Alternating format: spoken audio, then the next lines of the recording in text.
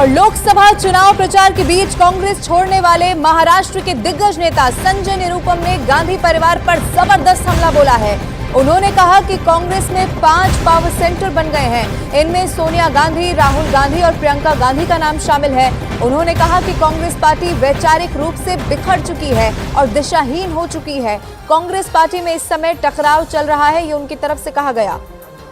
ये बड़ी खबर आपको बता रहे हैं, लोकसभा चुनाव प्रचार के बीच में कांग्रेस छोड़ने वाले महाराष्ट्र के दिग्गज हैं नेता संजय निरुपम। उन्होंने गांधी परिवार पर एक बहुत बड़ा प्रहार कर दिया है। उनकी तरफ से ये कहा गया कि कांग्रेस में इस वक्त 5 पावर सेंटर बने हुए हैं और इतना ही नहीं, उन्होंने नाम लेकर बाकायदा सोनिया गांधी पर, राहुल गांधी पर, प्रियंका गांधी पर निशाना साधा और आगे ये भी कहा कि वैचारिक रूप से बिखर चुकी है कांग्रेस पार्टी।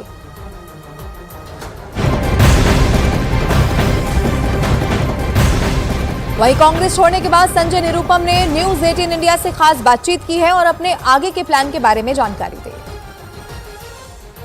राजनीतिक करियर काफ़ी लंबा रहा है आपका और ये सबको पता है कि आप घर पर तो नहीं बैठने वाले, तो ऐसे में आगे का क्या स्टेप रहने वाला है? और चर्चा ऐसी भी है कि शिवसेना शिंदे गठ के साथ आपकी चर्चा हुई है और आप वहीं जा रहे हैं। आगे क्या करना है मैं बताऊंगा, लेकिन अभी आने वाले 4-5 दिनों तक कोई फैसला नहीं करना है और फिर जब नवरात्रि शुरू होगी तो उसके बाद एक हम तय करेंगे। क्या आज आप आज़ादी के साथ मोदी जी के बारे में क्या कुछ बोल सकते हैं?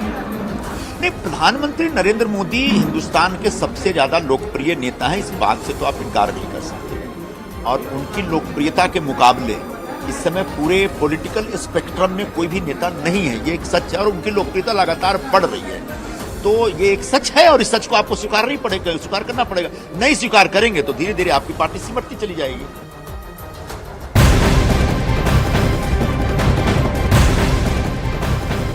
और शिवसेना शिंदे गुट के नेता कृष्णा हेगड़े ने संजय निरुपम पर पूछे गए सवाल पर क्या कहा, ये भी सुनिए। पार्टी प्रवक्ता के हिसाब से अगर मुझे पूछते हैं तो मैं कह सकता हूं कि हमारे मुख्य नेता एकनाथ शिंदे जी निर्णय लेंगे। अगर व्यक्तिगत आप मुझे पूछते हो कि उसका मैं स्वागत करूंगा, तो व्यक्तिगत मैं उसका स्वागत नहीं करूंगा, क्योंकि हमेशा जो भी पार्टी में रहे हैं उन्होंने वो पार्टी में न्यूसेंस क्रिएट किया है।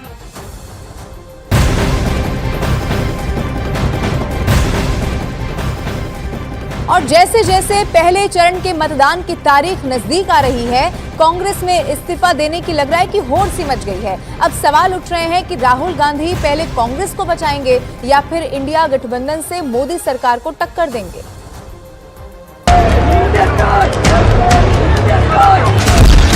विपक्ष में भगदड़, बीजेपी में आए 80,000 नेता।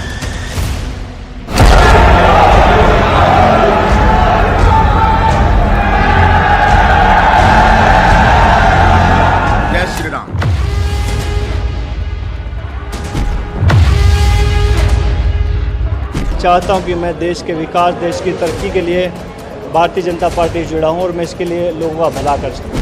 कांग्रेस पार्टी टैकल करने में कहीं ना कहीं बड़े गैप उसके अंदर आ रहे हैं। मैंने रात को 10:40 पर खड़गे जी को अपना इस्तीफा भेज भी दिया था।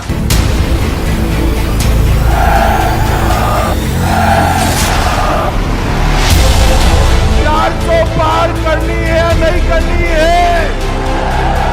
लोकसभा चुनाव 2024 की पूरी तस्वीर को इन 2 तस्वीरों से समझा जा सकता है। इस वक्त कांग्रेस समेत सभी विपक्षी दलों में इस्तीफा देने की होड़ मची हुई है। पहली तस्वीर में बीजेपी में शामिल हुए कांग्रेस में रहे वो दिग्गज नेता हैं जो कभी राहुल गांधी के हर आदेश पर बीजेपी से भिड़ने को तैयार रहते थे, लेकिन महज 1 साल के अंदर ही देश भर में कांग्रेस के कई दिग्गज नेता कांग्रेस छोड़कर बीजेपी में शामिल हो चुके हैं। पिछले 2 दिन में कांग्रेस के 3 बड़े नेता इस्तीफा दे चुके हैं, जिसमें 2 कांग्रेसी नेताओं ने बीजेपी ज्वाइन भी कर ली है। बॉक्सर विजेंदर और गौरव वल्लभ ने कमल का दामन थाम लिया है, जबकि संजय निरुपम ने कांग्रेस से इस्तीफा देने के बाद अब कांग्रेस राहुल, सोनिया और खरगे पर भड़क रहे हैं। कुल मिलाकर सवाल उठ रहे हैं कि आखिर कांग्रेस में इस्तीफा देने की होड़ क्यों मची हुई है? क्या कांग्रेस में रहे नेताओं को कांग्रेस के अंदर गुटबाजी, लीडरशिप की कमी और दिशाहीन राजनीति ने इस्तीफा देने के लिए मजबूर किया है? कांग्रेस पार्टी में जो ये टकराव चल रहा है लॉबियों का, उसकी वजह से कांग्रेस के बाकी राज्यों में बैठे जो लीडरशिप है, जो मेरिटोरियस लोग हैं, जो योग्य लोग हैं, उन लोगों का कष्ट बढ़ता चला जा रहा है। और मैं पिछले 4-5 वर्षों में इसको बड़ी गंभीरता से मैंने महसूस किया है। इंडिया गठबंधन का चेहरे बने कांग्रेस के राहुल गांधी जब भारत जोड़ो न्याय यात्रा कर रहे थे तो उस वक्त कांग्रेस के कई दिग्गज नेता हाथ का साथ छोड़कर कमल का दामन थाम रहे थे। जिस वक्त राहुल गांधी दावा कर रहे थे कि इंडिया गठबंधन में शामिल 27 दल मिलकर बीजेपी को 24 के लोकसभा चुनाव में हरा देंगे, उस वक्त 20 से 40 साल पुराने कांग्रेसी नेता इस्तीफा देकर बीजेपी में जा रहे थे। जरा देखिए अब तक कांग्रेस से कौन कौन बड़े चेहरे इस्तीफा दे चुके हैं और बीजेपी में शामिल हो चुके हैं। कांग्रेस में भगदड़, बीजेपी में हाउसफुल।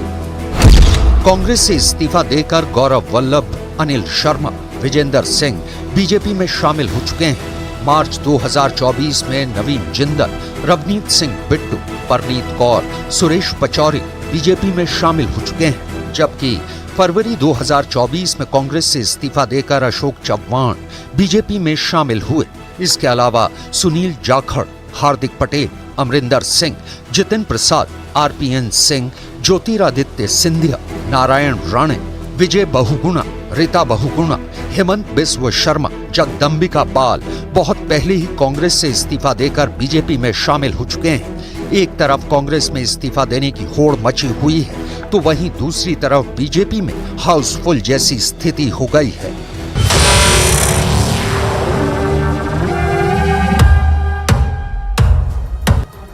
और एक तरफ पहले चरण के मतदान को लेकर कांग्रेस और विपक्षी दल बड़े बड़े दावे करने में जुटे हुए हैं, वहीं बीजेपी ने विरोधी दल के नेताओं को बीजेपी में शामिल करके कांग्रेस की कमर तोड़कर रख दी है। कांग्रेस में इस्तीफा एक बड़ा संकट अब बन चुका है।